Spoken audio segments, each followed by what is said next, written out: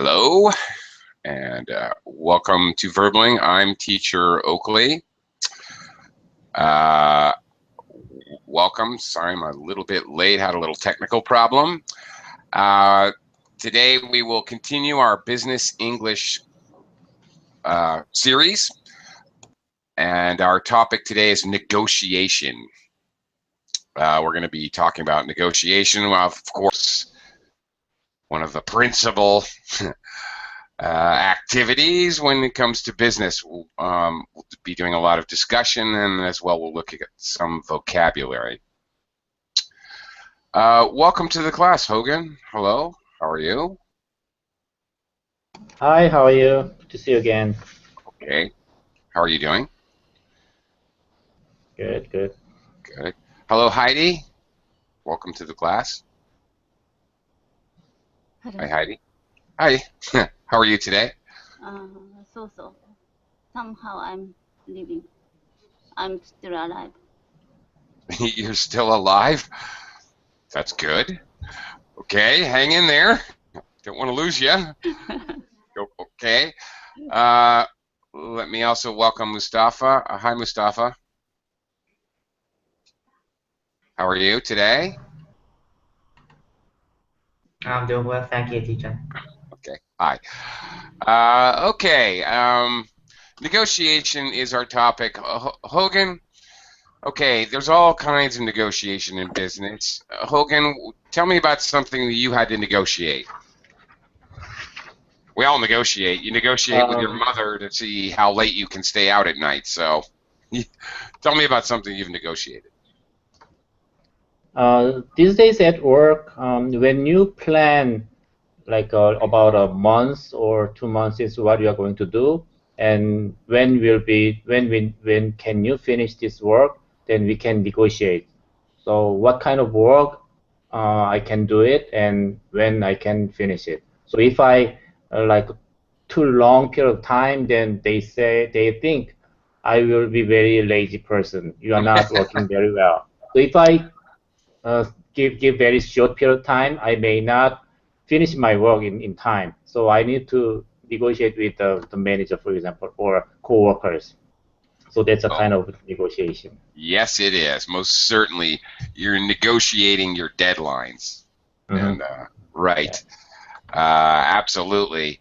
You're negotiating your target deadlines and your goals. Absolutely, that's a kind of negotiation. 100%. Okay. Okay, you negotiate when. Okay, instead of saying when I can get it done, you might want to say it this way. We negotiate when I am able to get it finished. When can I get it done? When am I able to get it finished, and how long will it take? Yeah.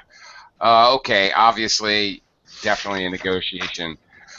Heidi, can you think of another form of negotiation or another example, rather? For example, Toyota or a lot of big companies, they're earning a lot because of and less appreciation. The currency is getting lower and lower. So Toyota or Sony or big companies earn a lot, but instead, suppliers, a small parts or a lot of things, they need to import the a lot of ingredient materials, Mm-hmm. but it's getting higher and higher.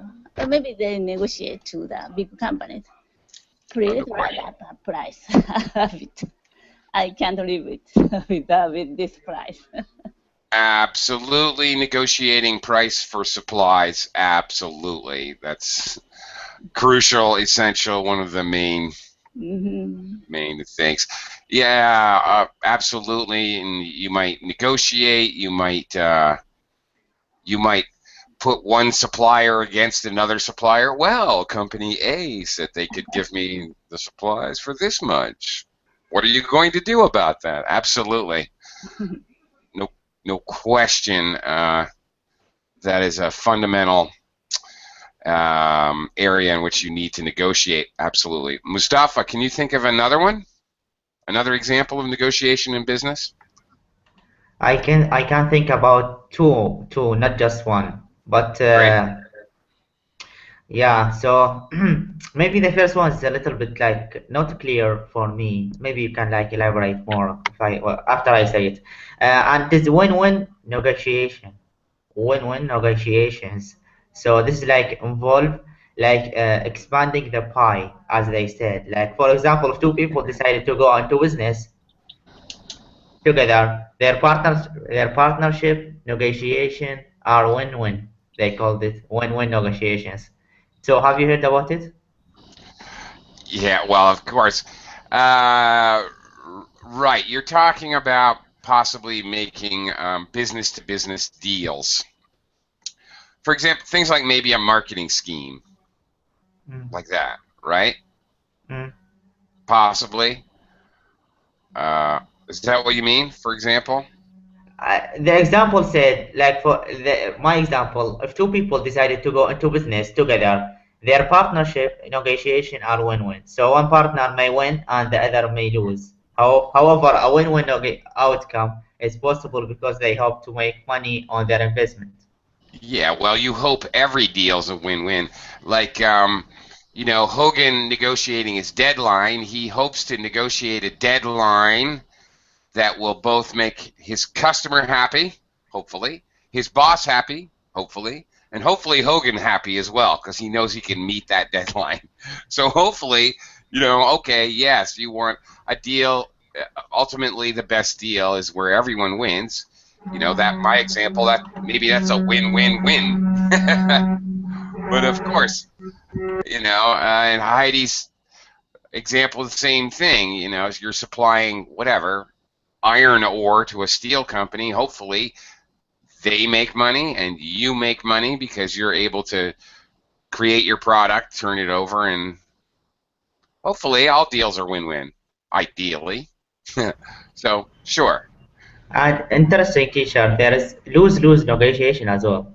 So yeah, Yeah. Well, yeah. Uh, so possibly. everyone, yeah, Possibly. everyone, yeah, everyone going to lose in this one. Yeah.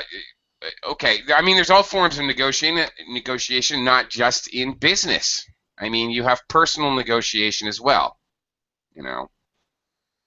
So, a divorce, for example, between a husband and wife is probably going to be a lose-lose deal no matter how you do it. There's just really no way it's going to be a win-win deal. So, sure, if a company's breaking up, going out of business, and you have to sell the assets, you're probably not going to get the money you want. The bank won't get its money, and yeah, it might be a lose-lose deal. Ideally, yeah, of course you want win-win deals, of course. Yeah, and teacher, like example about lose-lose negotiation is like they said like if you lose maybe or leave your jacket at a restaurant and you go to check it but they lose it, your negotiation for compensation with the restaurant's manager are lose-lose. So Yeah. Okay. Well, I was going to mention basically anytime you get involved in legal issues, pretty much the only person who wins are the lawyers. So those can be lose-lose deals, definitely. Okay. Uh, okay. So that's not a specific thing, but all deals it can be win-win, win-lose, lose-lose. That's true. Can anybody think of other things that you may negotiate besides a target or a deadline or for supplies costs? Like purchasing a car, for example, in the dealer shop. Sure. You have to negotiate the price and term Yeah. when you finance, for example. Okay. Very, very much.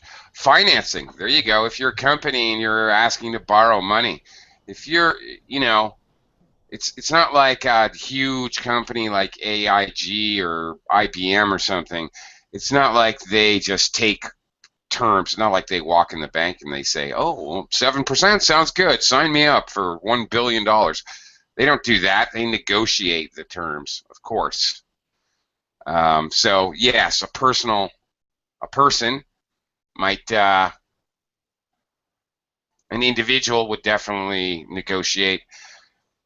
Heck, Hogan, I live in the Philippines. When I buy a kilo of mangoes, I negotiate. So the mango, the price is not fixed price. You can negotiable. That is negotiable.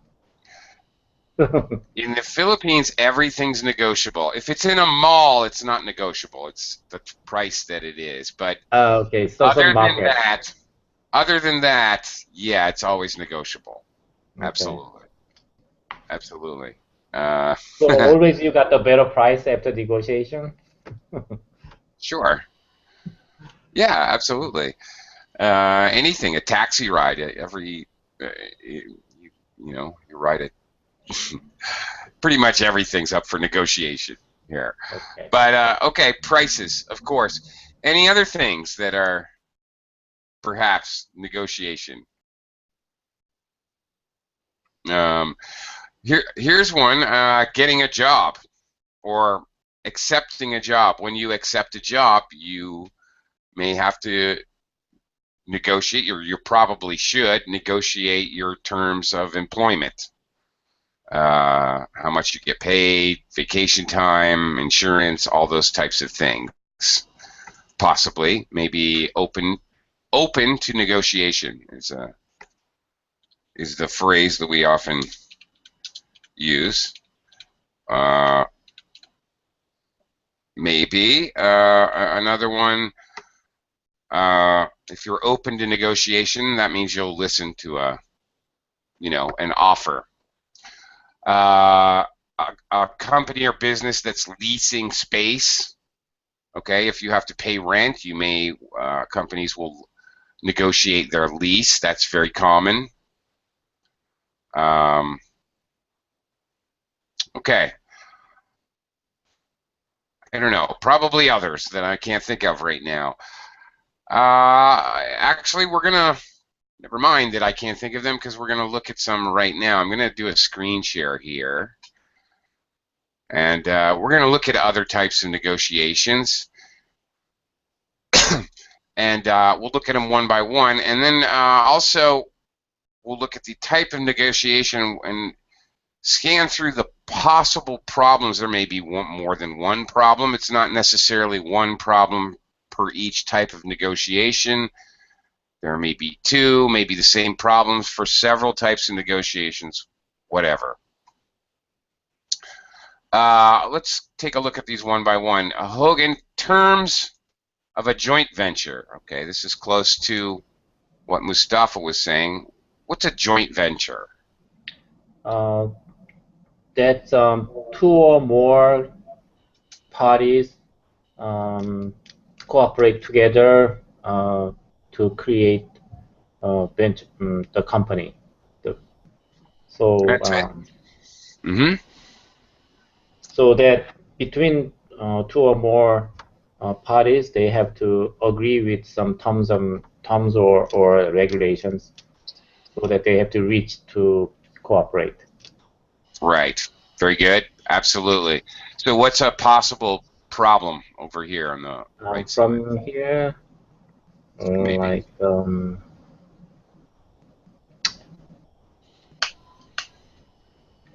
M, they were not ready to sign an agreement. Possibly. That's one problem. And I agree. next one, they did not state their terms clearly. I was looking at that as well. Yeah. Possibly the next one as well. They did not understand our situation. Could be. Yeah. Could be. And that's it, I guess. Yeah. The other one that may be possible, maybe one of the partners might be in more of a hurry to get started, or that's another thing. Timing sometimes. Right. Could be a problem. Okay. Very good. Yeah, I'm in agreement with you. Heidi, how about B? A distribution. Is it about the stocks, dividend or something? What's that? A distribution? Yeah, dividend. Stockholders versus the companies. You should give us could be. more. It could be. Demand a lot. So A distribution agreement. Well, that I wasn't thinking about that, but okay, you're talking about distributing the dividends. dividend, yeah. Yeah. Okay. General stockholders, the meeting, like annual. Right. Mhm. No, that's not what I was thinking of here, or not what what the idea was. This is a distribution agreement, like, for example, if I want to sell Pepsi-Cola in your store, Mhm. I may negotiate with you to put a Pepsi-Cola cooler in your store, and you don't have to pay for the cooler. I'll give you the cooler for free, but you must agree to buy my Pepsi-Cola products for the next 3 years. Mhm. That's actually what this is about, distributing an actual product. That kind of an agreement, Mhm. making a commitment to buy that product. Sometimes they do that, and rival companies, like my example, Coca-Cola Company, you might actually have to agree you're going to use my Pepsi-Cola cooler, but you will not take a Coca-Cola cooler. You're going to just only my Pepsi-Cola cooler. These kinds of things. That was the idea here. But interestingly, yes, negotiating dividends for stockholders in a stockholder meeting, that's definitely another type of negotiation. I don't think that's actually up here, but it's a good one. It's a very good one, but it's not really here. But anyway, okay. So a distribution agreement. They were not ready to sign an agreement. Possibly. No, that's a pretty widespread one. That one can obviously be used for many of these, but yes, absolutely. I don't want your Pepsi-Cola cooler. I'm not ready for that. That's true. Okay. Another one may be they were unwilling to commit to a delivery date. Is also possible. Are they how much different, Pepsi-Cola and Coca-Cola? How different that taste? You remember back in the 80s and the 90s, they had the Pepsi Challenge. That was their big marketing scheme. Do you remember that? Do you remember that? They had the blind taste test. They would have people taste. Yeah. Mm. Yeah, that was their big marketing scheme for a while. And they claimed that people would pick Pepsi. I forgot what their claim was. 7 out of 10. I don't remember. But anyway, I don't know. They're all the same to me. Anyway, okay, that was the idea here, a distribution agreement. Okay. Mustafa. All right, discount on a purchase. Hogan and I were talking about this, like buying a car. Have you ever negotiated a purchase, Mustafa? No, I don't think so. I Really? think I'm failure on this thing. I have to develop my skills on this job. Absolutely. It is a skill. You're right about that. You're absolutely correct. Negotiating, bartering, okay, definitely a skill. No question. What might be a problem with negotiating or bartering for a purchase? What might be the problem? Yeah. What could be a problem with that over here on the right? Maybe one part is not flexible, and he stick with his mind, and he don't want to be more flexible to change and reach an agreement. Okay. He sticks to his guns, and yeah. I agree. Letter L in the problems, they were too inflexible. That's true. If you're not willing to give, give any ground, you might say. If you're not, we can say in English, he wouldn't give an inch. All right, to talk about somebody who's being very inflexible in negotiations. He wouldn't give me an inch. But of course, we have the other phrase, the other proverb or expression, give them an inch and they'll take a mile. So that goes both ways. It's a criticism to say someone won't give an inch, but on the other hand, it's also said if you give them an inch, they'll take a mile, which means if you concede a little bit, they'll want a lot. It's kind of opposite expressions there. Okay, Hogan, D, a service agreement.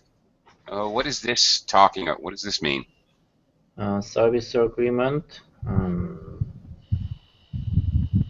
Like what? Can you give me an example?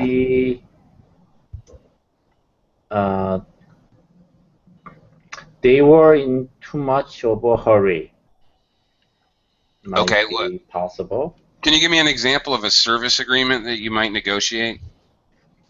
For example, I have a problem in my refrigerator, and I called the service department in the company, and in the point of the service department company, I am too hurry, so you have to go right now and fix it. So that might be a problem. Okay. Not my point, but the other side of point of view. Uh-huh. Maybe not quite related. Let me choose another one. Okay. And yeah, this is a good one. And they did not state their terms clearly. So okay. What kind of service is included in the agreement, for example? So some parts is not included, and some parts are free, and some parts you have to pay some amount of money. So that may not be clearly described in the agreement. Absolutely. And Absolutely. yeah, maybe the last one, they set their demands too high. So like you have to give like a full service, like almost like exchanging the new one, for example. Yeah, your two problems that you picked go hand in hand. They go together. The customer makes huge demands, and the terms, the exact terms, were not specific. So the company has a hard time explaining why they can't do these ridiculous demands. Right. This sounds extremely familiar to me. I used to do marketing. So we used to do the marketing, online marketing, and websites for companies, and building a website for a company. Of course, they would want a 574-page website with all the bells and whistles, many features, and they would like to pay $50. And of course, that's ridiculous. So if what you can do for what money is not made clear, yeah, you can definitely run into this kind of problem. And that expression, by the way, all the bells and whistles, when you get a service and you want all the extras, you want a lot of features, or maybe you buy a car and you want all the possible features to the car, we use this idiom, all the bells and whistles. Okay, Heidi. In terms of payment for purchases, they did not state their terms clearly. Yeah. They were too inflexible. For example, I want to pay the car or something okay. 2 years or 3 years, but they prepare only 1 year or 1.5 years. Yep. I'm noticing, I don't know if you guys are, but I'm noticing a trend here. There's a a lot of these negotiations can go wrong when the communication goes wrong. Not surprising, but when you actually look at it one by one, you notice that keeps coming up. Oh, that's a possible reason. Yeah, I didn't even think about that before the lesson, but every time you can see how that would end up being a problem. Mustafa, how about the next one, F? Okay. Method and frequency of deliveries. What? Can you give me an example of this, maybe? Method and the frequency of delivers.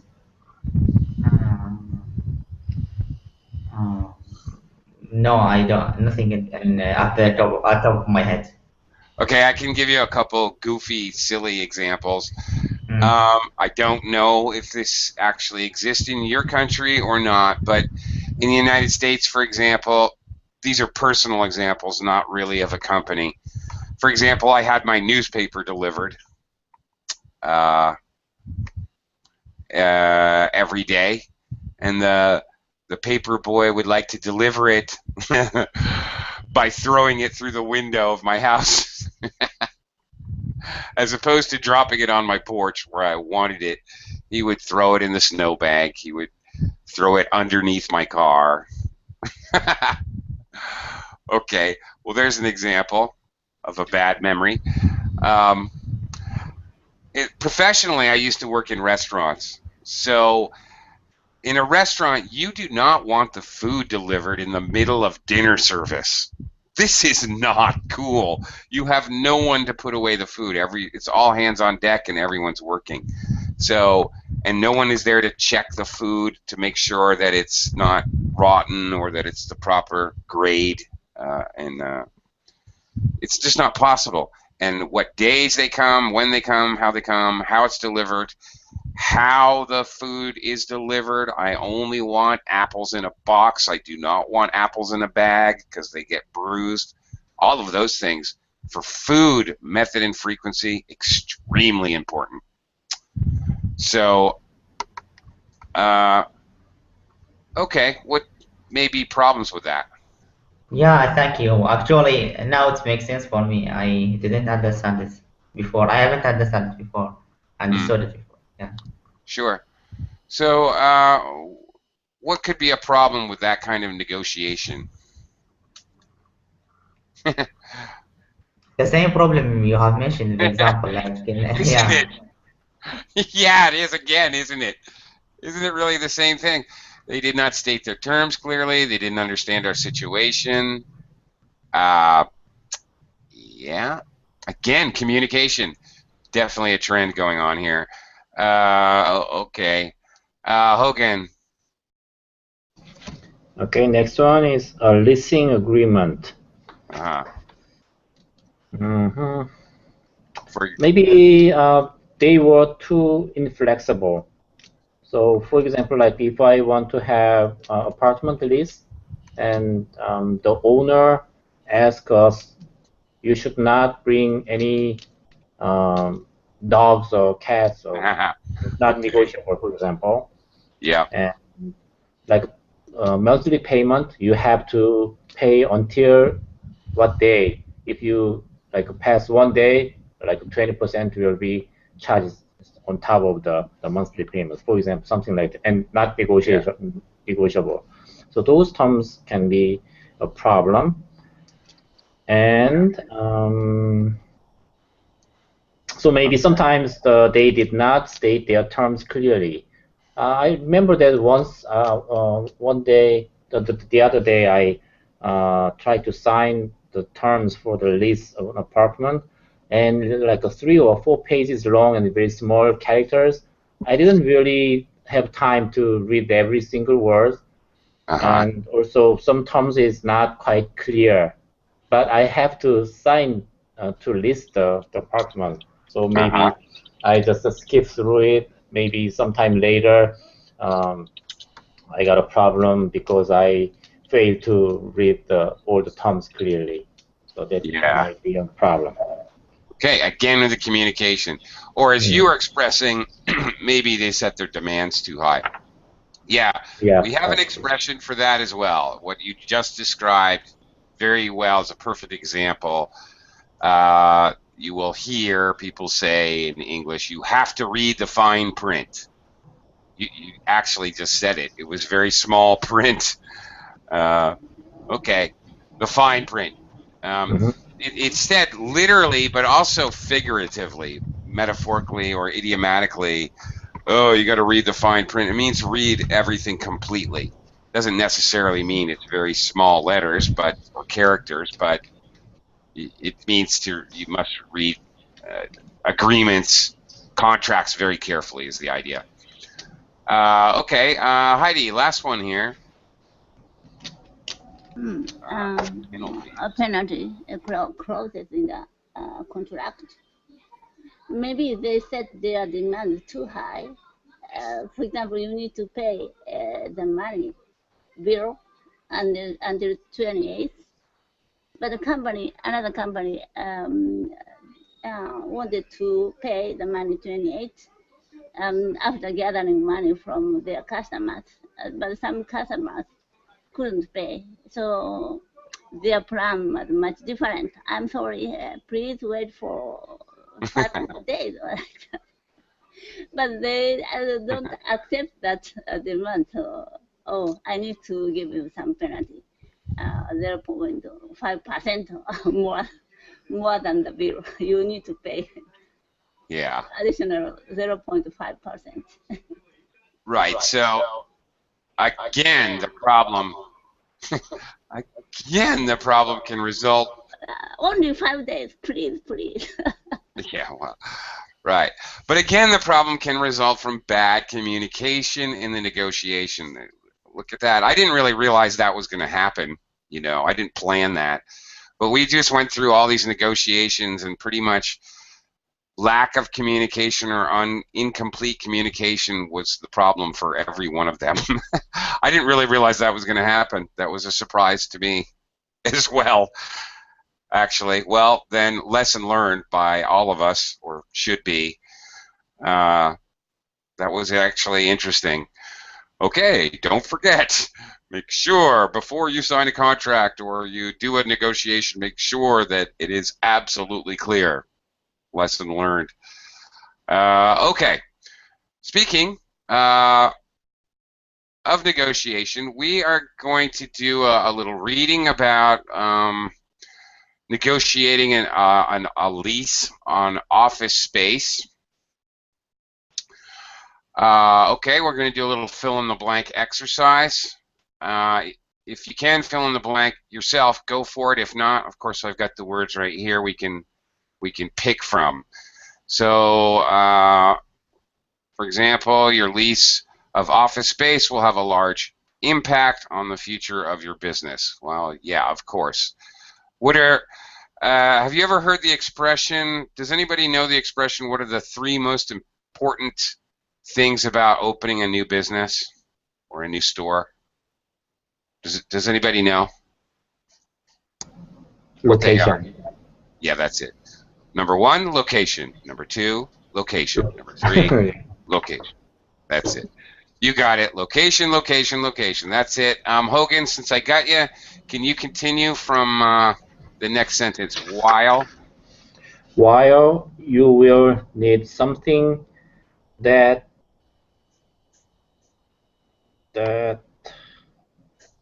meets your current needs. Keep the future of your business in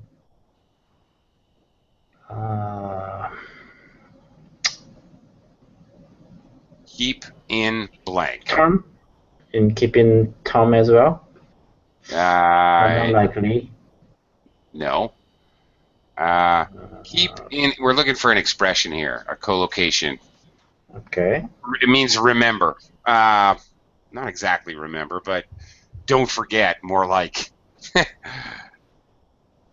Basically, the expression is keep in mind. Oh, keep in mind. Yeah, right. Keep in mind. All right. There it is. So keep in mind keep the future of your business in mind as well. So if you notice here, we can separate that expression, keep blah, blah, blah in mind, keep in mind, blah, blah, blah. It's possible to separate that expression and put the object, what you're supposed to keep in mind, in the middle. So anyway, but yeah, the first one is absolutely right. Something that fits your needs or meets your needs, either one. Very good. Okay, Heidi, number 4 here, take. Building something other take terms of your present requirement and your plan for the future. Take what? Another expression here. Description. Stop. No stop. Term. Take term. No. We have another kind of idiomatic phrase here. Actually, take stock. Take stock. Yeah. Let me try to explain this. You take stock of your situation. Basically, the idea, take stock of your situation, take stock of your circumstances. These are possible collocations. It means to kind of take an overall inventory about things.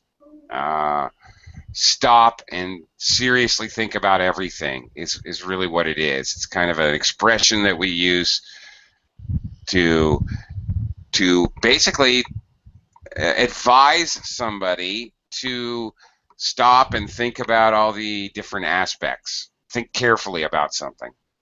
You need to really take stock. Sometimes it's good to just take stock of where you've come from and where you're headed in the future.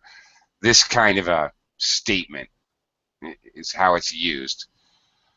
All right. It's kind of used to give advice usually. Mustafa, from next paragraph.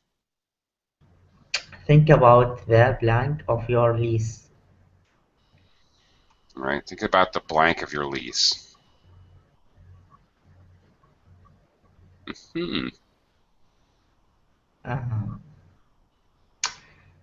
Restrictions or yeah, restriction. I think maybe restriction. Well, okay. That would work in the sentence, grammatically speaking, as far as the absolutely you are looking for a noun. That does work, but if we read a little further, it talks about, if you notice, if you skim down a little, you notice it mentions long-term lease. So I think 5 is probably going to be think about the term of your lease. So do you know what that means, Mustafa, the term of your lease? Yeah, like the point they agree about or something like that, like contract. No, okay, this is very important in English and easily confusing. Okay, you negotiate terms. All right, you got a job, you got a new job, you're going to negotiate terms with an S, with your new boss.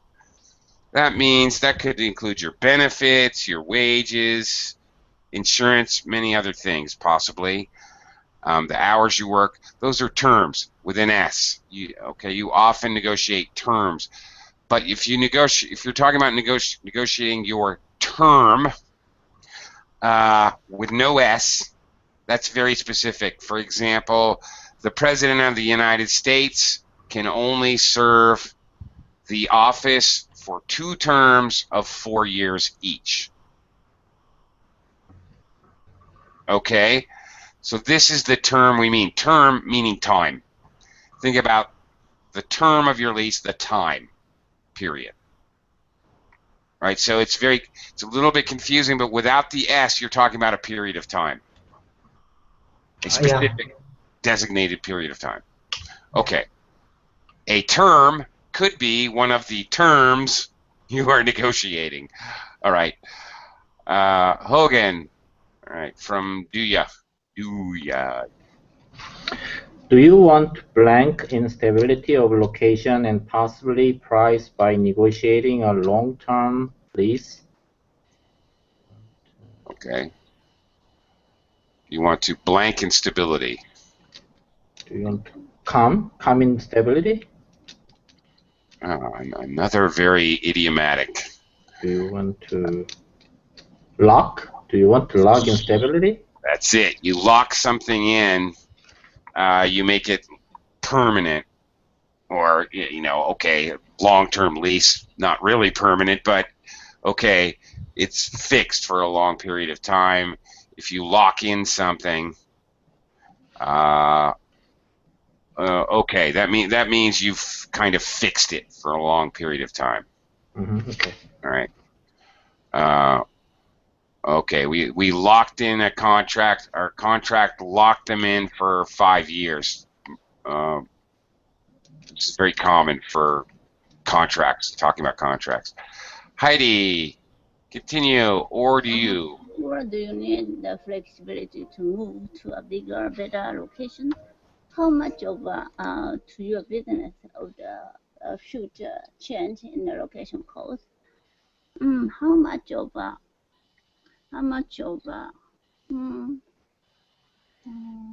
leverage? How much of a what? Leverage? No. Leverage. No. Much of talking about not stock, and how much of They're talking about a negative thing here. restriction? No, that's a negative thing, but no.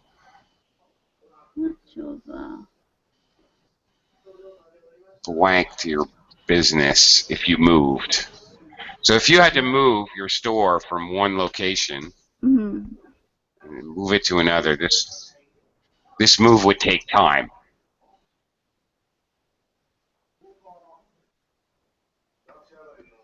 Okay. So what's the word that has to do with time here?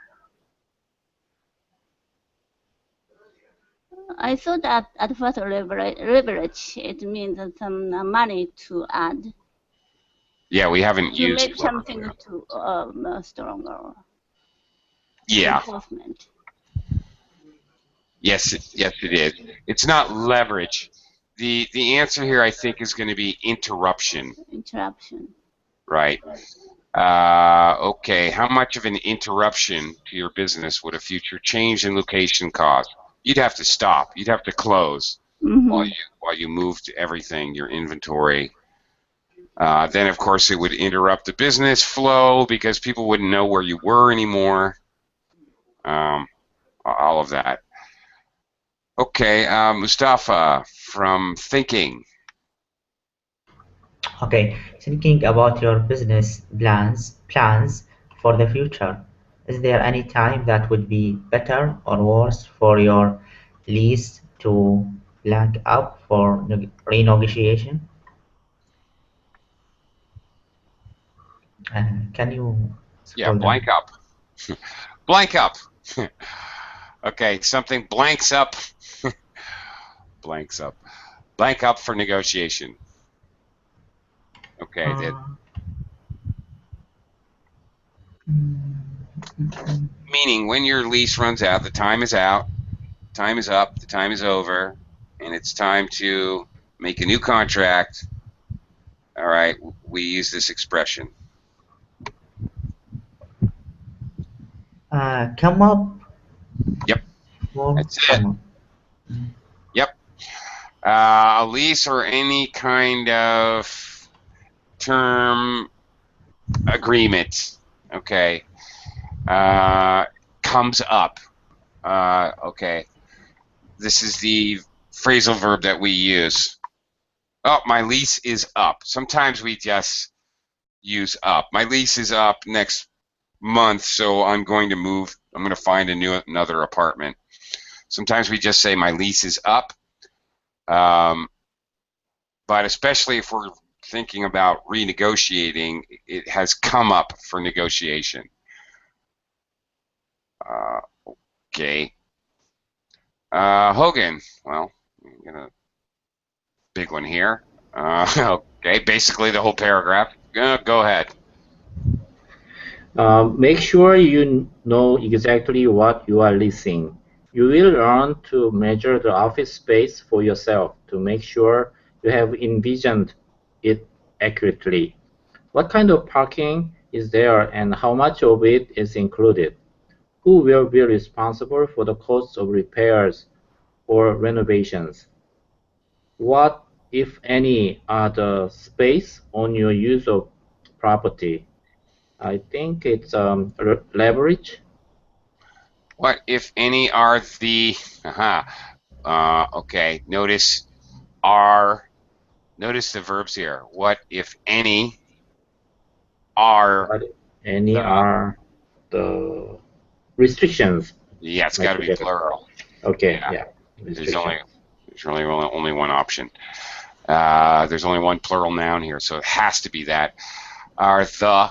We have the, so we know it's a noun. The restrictions, right?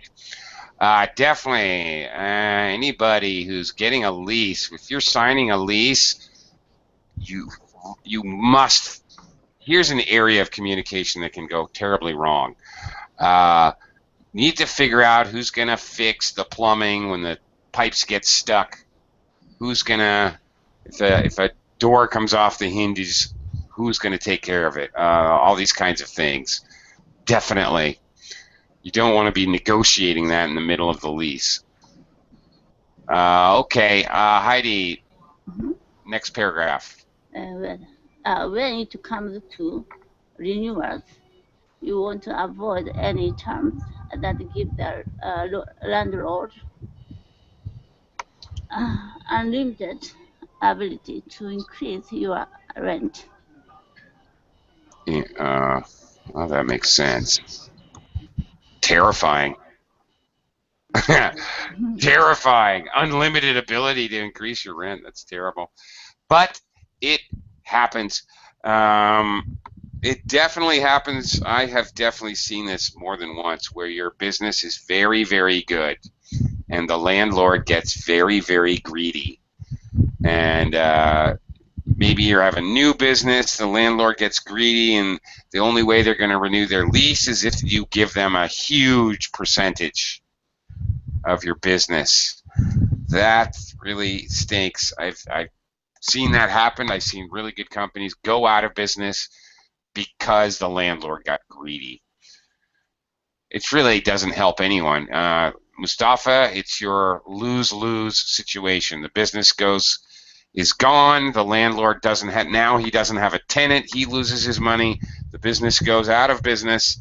There's a good example of a lose-lose negotiation. The landlord gets greedy. Okay. Mustafa, can you finish this off from if?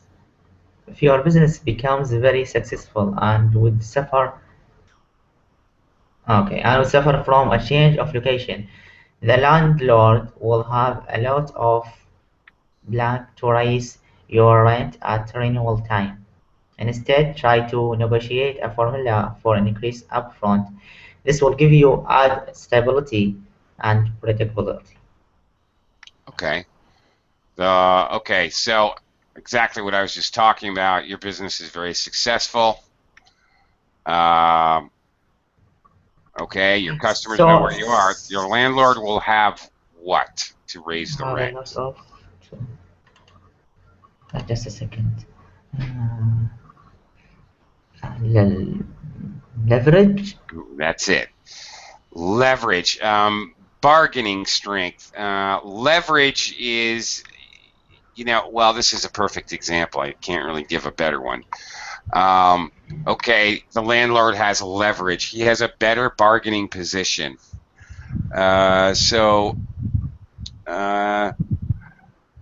Whatever.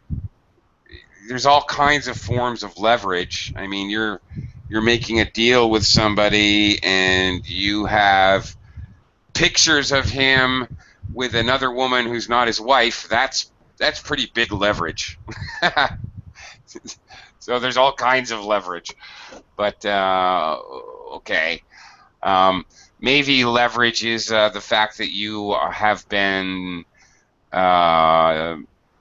you both went to the same university and were in the same classes together. your friendship could be leverage in a deal.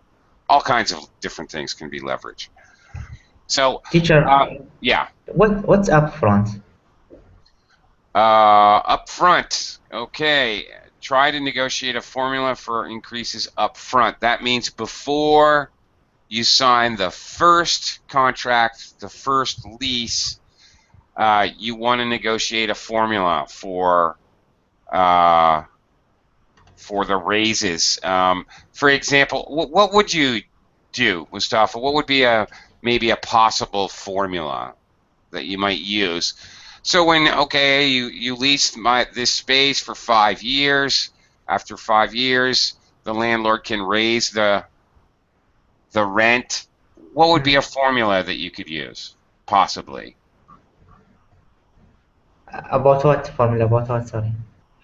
To raise the rent, an increase in the rent. How can I tell him? You mean or? Okay, Hogan or Heidi, do you have an idea what I'm talking about? Maybe not. Not quite sure. Okay, one of the best deals I ever negotiated in my life. One job that I had, I simply negotiated at the very beginning. I took out slightly less of a salary than I would have wanted, but I negotiated into my contract every year, annually, 10% increase, 10% increase, 10% increase, only. So if I stayed there for 100 years, I'd get a 10% increase each and every year, 10% on the amount that I made the preceding year, rather. Great contract. I stayed there for like 6 or 7 years. So obviously, in the long run, I was making good money. Japanese company borrowing some office in Philippines, Makati. But the landlord always raise up, every year raise up Yeah, they do. the money.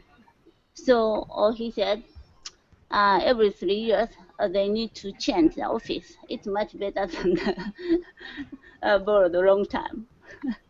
Yeah, I had a friend who was in Makati, went out of business. Exactly this exact same thing. Landlords get greedy.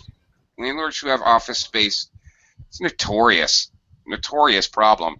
They want you in the building. They're desperate to fill the space. They get somebody to fill the space, and then they try to really raise the rent. This happens everywhere, all over the world. It's just because the landlord thinks, oh, now the business is established, the customers know where it is. Now I've got leverage. Now I can charge whatever I want. So the idea given here, which is a very darn good idea, is to negotiate that beforehand. Another possible formula, just tie in the raise to inflation. That's another way to negotiate a fair increase in prices. Tie it in with the inflation rate in your country, and basically that means that you're keeping the same price. That's another possibility. Tying it into the company's profits, but of course that means you have to share your bookkeeping with your landlord. This is actually done a lot. Very often the landlord negotiates a certain percentage of total sales, like gross sales. All right, you sell $1 million worth of product. I want my $1,000 a month rent, plus I want 1% of all your sales, like that, something like that. Very, very common. So you may negotiate. Okay, you can have up to 2%, but no more, something like that. Anyway, those kinds of negotiations are very common for leases. And if you ever open your own store, have your own business, and have a lease, be very, very careful. That's my advice. And always read the fine print. Okay, thanks a lot, Hogan, Heidi, Mustafa. Thank you very much. My time is up. Thank you.